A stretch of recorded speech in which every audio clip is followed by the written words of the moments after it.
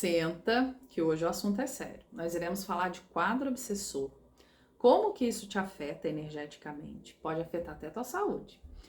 Como que isso ocorre e de que forma que a gente pode sair disso? Aqui nós iremos falar do quadro obsessor negativo, que é aquele que influencia negativamente a tua vida. Eu irei listar 3 tipos de obsessão. Esses 3 tipos de obsessão não acabam aí, podem ocorrer mais, mas como são situações que a nível terapêutico eu atendo muito, eu faço um estudo sobre isso, então eu tenho mais autonomia para conversar com vocês desses 3 tipos de quadro obsessor. Primeiro deles é a autoobsessão. O que é a autoobsessão? Quando eu começo a nutrir sentimentos, emoções que não são benéficas para o meu desenvolvimento. E aí a gente pode listar um monte desses tipos aí de emoções. Culpa, medo, rancor, raiva, mágoa, não merecimento. Todas as vezes que você vibra nessas emoções, você está criando um campo energético denso na tua vida. E esse campo energético denso, ele não te permite receber padrões elevados de energia. Então precisa mudar uma chave, você precisa compreender aonde que isso começou a ocorrer, a raiz de tudo isso, para você estancar essa raiz, para que isso não possa desenvolver para chegar até algum tipo de patologia. A autoobsessão, a nível mundial, ela é muito grande. As pessoas não conseguem vibrar em energias elevadas, porque em algum momento da vida, essas pessoas passaram por algo que foi traumático, algo que não foi desenvolvido, não foi curado, e todas as vezes que a gente não cura algo, esse algo ele volta para que a gente possa curar, porque o nosso campo ele é inteligente. E aí quando eu não curo isso, eu começo esse processo de autoobsessão. Vamos dizer, vou dar um exemplo. Em algum momento da minha vida aconteceu uma situação onde eu senti uma raiva muito grande e eu engoli aquela raiva, eu não consegui expressar essa raiva. Aquela raiva ela vai continuar comigo. Isso vai poder adoecer os meus órgãos, isso vai adoecer o meu campo vibracional, vai adoecer eu de me expressar no mundo. A autoobsessão, ela é muito perigosa. E através dessa autoobsessão, nós podemos chegar até um outro quadro obsessor, que é o quadro obsessor por espíritos famintos, espíritos vampirescos, o nome que você quiser dar. Que são seres que já desencarnaram, não conseguiram sair daqui, dessa esfera terrestre, e esses seres eles ficam se alimentando das nossas emoções e muitas das vezes influenciando o nosso psiquismo, o nosso emocional, a criarmos cada vez mais emoções densas e negativas. Então é uma roda que uma coisa vai alimentando outra. E todas as vezes que a pessoa ela tem um quadro obsessor externo, um quadro obsessor de entidades não benéficas, inevitavelmente ela começa a adoecer.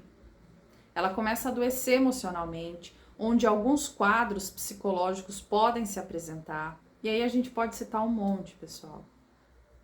A pessoa ela começa a sentir coisas, a ver coisas, ela começa um padrão de achar que as coisas, o mundo está contra ela, de que ela não tem ajuda. Porque esses espíritos, o papel deles é realmente fazer com que a pessoa enfraqueça emocionalmente. Por isso a importância da gente não fazer a autoobsessão.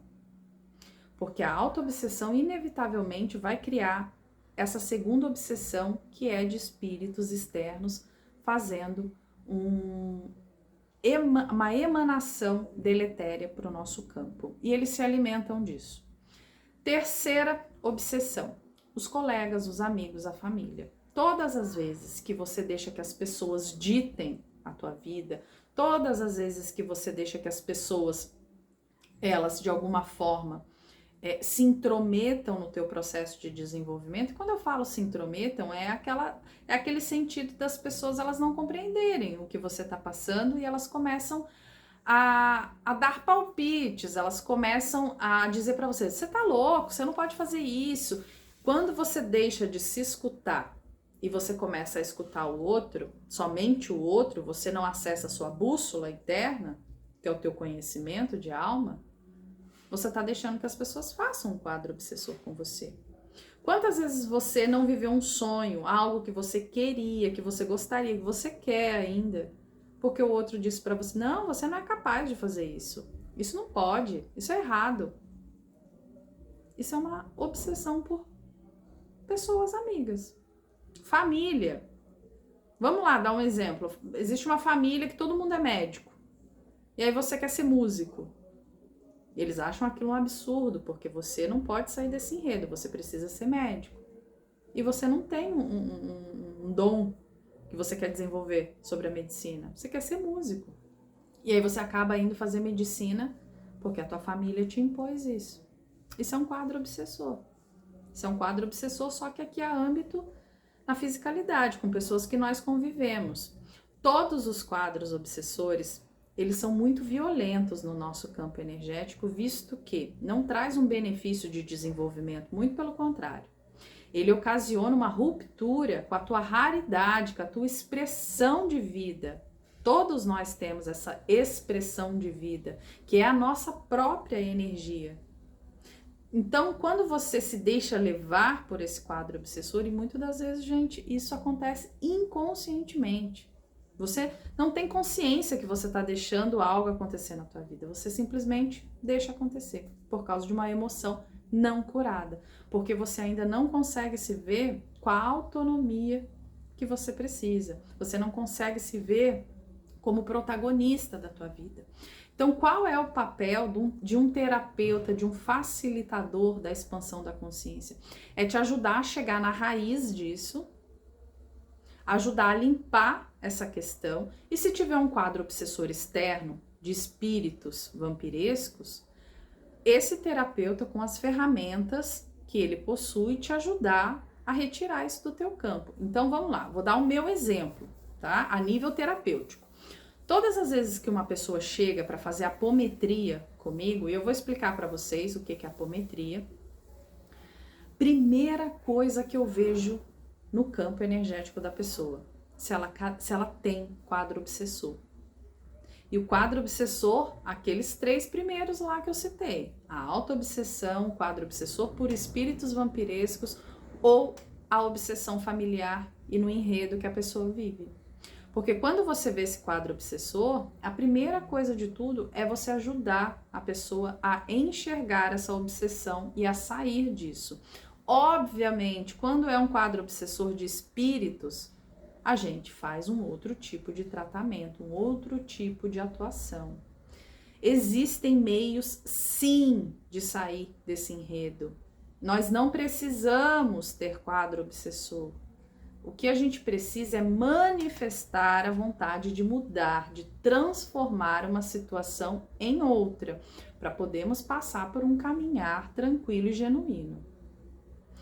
Te convido a acessar o meu Instagram, a acessar também a minha página, Ana Paula Bandeira, para vocês olharem. Lá tem diversas terapias que vocês podem olhar, que vocês podem acessar, que vocês podem me perguntar. Eu sempre oriento a pessoa a explicar a situação que ela está passando para a gente ver qual ferramenta que é melhor utilizar. Porque às vezes o que é bom para um não é bom para o outro. E às vezes o que um precisa não é o que o outro precisa. Então sempre olhando no lado da necessidade atual da pessoa.